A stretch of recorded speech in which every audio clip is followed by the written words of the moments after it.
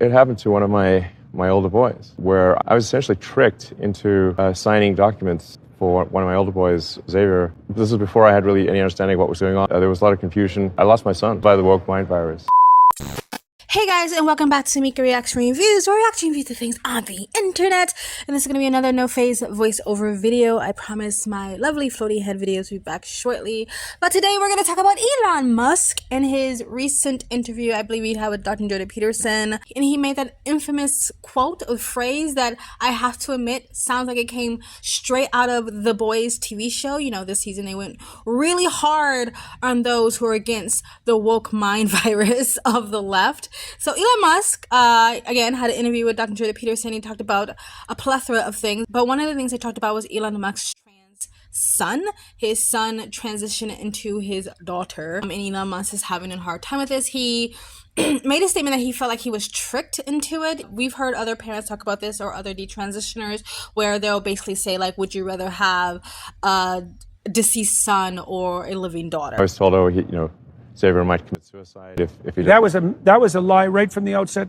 Incredibly evil, and I agree with you that people that have been promoting this should go to prison. That's so I was tricked into doing this. Basically saying, if you do not let your child, castrate themselves, cut off their tits, take hormones and puberty blockers, that is a lot of times irreversible, and it's going to sterilize you, preventing you from being able to get pregnant or have children, change your voices forever, and maybe give you male pattern baldness if you're transitioning to a man. It wasn't explained to me that puberty blockers are actually just sterilization drugs. Basically, if you do not let your child go through this drastic, radical change, you are guaranteeing that they are going to end their life, right? It's this fear mongering, like, is this or death, right?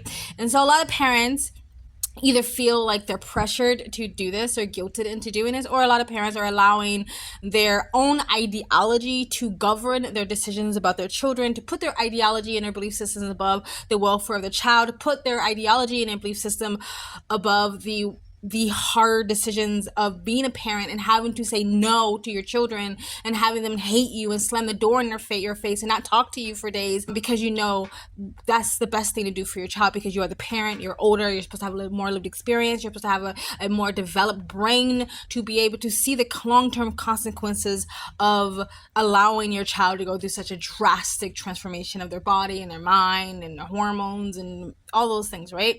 And so Elon Musk is not alone in this. Like, again, a lot of parents have been put into this situation, and he's feeling regretful. He's feeling like, hey, I wish I wouldn't have fell for this. I wish I would have never gone down this path. Maybe I should have done something different. Dr. Peterson does point out that it doesn't really matter, because a lot of kids these days, or teenagers these days, are getting these prescriptions and these puberty blockers and these hormones, testosterone and estrogen, illegally on the black market online. They are very prominent pro-trans activists who very proudly and very loudly and very publicly announce that they do this, that they break the law by selling illegal drugs to children. And for some reason, these trans activists never get arrested. They never get called out. As a matter of fact, they're constantly being platformed and interviewed on shows like Dr. Phil and stuff like that. So I don't know. I guess the rules for thee, but not for me kind of thing. You guys can't break the rules and the laws, but we can, because we're protected under the trans umbrella than the queer umbrella, right? And so Elon Musk said that his son is essentially deceased. And he pointed out that's one of the reasons why they say dead naming. If you don't know what dead naming means, it means basically you are referring to the person by the name that they had for themselves before they decided to transition, right? Because that version of themselves are no longer with us. They are deceased. So I don't think that's a crazy statement for Elon Musk to say, because he put it out. Even with the trans ideology, they're saying that old version no longer is alive. So essentially, his son has left the building. Is deceased, right? I lost my son, essentially. They call it dead naming for a reason. Yeah, All right, so the reason it's called dead naming is because your son is dead. So my son Xavier is dead. Killed by the woke mind virus. And so the son, I believe, or the trans daughter, Elon Musk trans's daughter, did kind of fire back, not on the whole dead naming part of it, but the whole woke mind virus. They pushed back on the idea that they were somehow indoctrinated into this. So I don't know Elon Musk's child. I'm not in their brain. I am not in their body. I don't know if this person is authentically trans, if they really are going through the gender dysphoria or anything like that. We do know that there are more and more detransitioners coming out with immense with an immense amount of regrets. And we do know that a lot of times it was a lot of other underlying mental health issues or emotional issues or behavioral issues that made them feel like this might be the issue with them, but it was ultimately something else, because we already know gender affirming care is basically a self-diagnosis system where you're allowing the child or the patient to diagnose themselves with transgenderism, I guess, right? I'm in pain everywhere, all of the time. It's a burning feeling. My joints all ache all the time. You know how when you take a deep breath, your ribs expand? Well, when I do that, my ribs stay open, and I have to put my hands at either of my sides and close them back in, or they just stay like that and it hurts. And I believe that's due to binding. My vocal cords hurt. My original voice was very, very high pitched, and my singing voice is gone. Were I to be in danger, there's no way for me to scream, and even just talking for long periods hurts. I was told that I would have vaginal atrophy, but I didn't know what that meant. Vaginal atrophy involves the shrinking, thinning, and pretty much disintegration of the vagina. Mine is so small that I can no longer use tampons. I did not know that this was going to happen to my body when I gave informed consent. I've been saying this for a while. It hurts you long term. Think about it. I don't know how many years I've shaved off my life. I don't know when I'm going to die, but I don't think, from what I've done, from what I understand and how they're going on to work and long-term hormone impacts, I know I have shortened my life statistically based on the available information. Cardiovascular disease, stroke, heart disease, the cancer risk, the osteoporosis, autoimmunity issues, you name any one of those and I'm at a heightened risk for that. Puberty gives your body a chance to develop your bones, your muscles, your whole body structure, your brain, everything.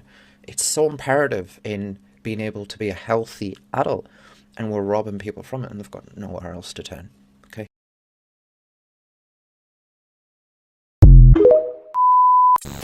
But maybe Elon Musk's child is really trans, okay? I don't know. I'm not in the heart, I'm not in the soul, I have no idea.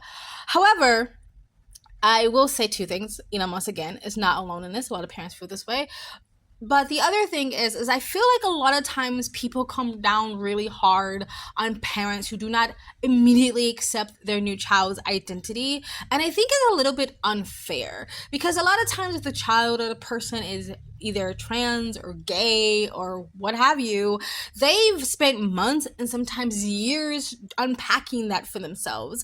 But then they expect the other person who was completely blindsided by this news to immediately accept something that they themselves took, again, sometimes months and sometimes years to come to the realization. And I think that is really unfair to expect parents or family members, husbands, wives, and children to just flip a switch immediately and be okay with this drastic change.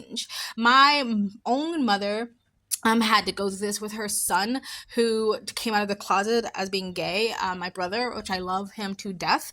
And I have to say that, yeah, my mom didn't react great when she first found out. My mother is extremely religious, and she very much believes that homosexuality is a sin, and it is a sin that would damn your soul to eternal hellfire. And every time I tell people that story, they always kind of make this face like, oh, your mom is a monster for not accepting her son's sexuality immediately. And first of all, my mom is a fucking amazing. She's actually a great person. She has adopted 5 kids from broken and abusive homes. She has completely put her entire life on pause to help other people in need, including myself. So trust me, my mom is amazing. And because of that, I always have to feel like I have to defend her and say, you have to understand, this is a deep-rooted belief of hers. It's not going to like, oh, go away now. I don't believe it's a sin anymore because my son's gay. This is something that she believes. She's a Christian. She's religious. She believes the Bible word by word. She goes to church every Sunday. She gets up every single day for the past 20 freaking years, at least, or more than that. Every single day she gets up at 6 o'clock in the morning or earlier to pray for an hour. Like, she is extremely religious, and this is her belief system. If you want people to be tolerant of your belief system, you have to be tolerant and understanding of other people's belief system. Yes, to you who are not religious, you might think that, oh my God, it's so stupid, it's so ridiculous, but that's because it's not your belief system, right? People who believe in these things, believe in the religion and believe in the Bible and the word of the Bible verbatim and stuff like that. They believe it is just as much as you believe oxygen exists. So you start someone's son becoming gay isn't going to dismantle that belief immediately. And to this day, she still believes those things. However, she's changed her tone and she changed her how she reacts and responds to my brother and him being gay and his sexuality. Like, if you met my mom today, you would have no idea that she had an issue with it, because she would never voice it and she would never show that. But we all know that she still believes in it, but she would never actually allow that to affect the way she behaves towards her son or anybody else who's gay. She's actually changed a lot when it comes to that. As we've gotten older, she used to be very, very more vocal about it. And so I defend my mom, because I was like, you have to understand that this is her child. This is her son that she loves more than anything. And now she believes her son is going to hell. Now she believes her son is going to feel pain for eternity, that he's going to live in hellfire for eternity. And if you love your child, if you love your son, that idea is mortifying. You're gonna be sad, you're gonna be upset, you're gonna try to change that because you love your kid and you don't want them to feel pain, you want them to spend eternity in heaven with you and stuff like that. So I think her response was not great, but I also think her response was reasonable, and or if not reasonable, understandable. And I think it's the same thing with Elon Musk. I think his response is understandable. That was his son, right? That was someone he raised and loved, and he pictured his entire future in his head that he had for his son, right? And now that no longer exists, and you have to sort of give parents and people who surround these people, and family members, the children, the spouses of these people, you have to give them a chance and opportunity. You have to give them time to unpack that